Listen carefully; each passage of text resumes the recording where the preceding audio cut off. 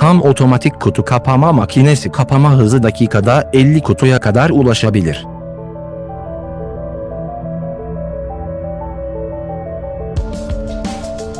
Tüm makine şeffaf bir akrilik kapağı, çoklu korumaya daha güzel ve güvenlidir.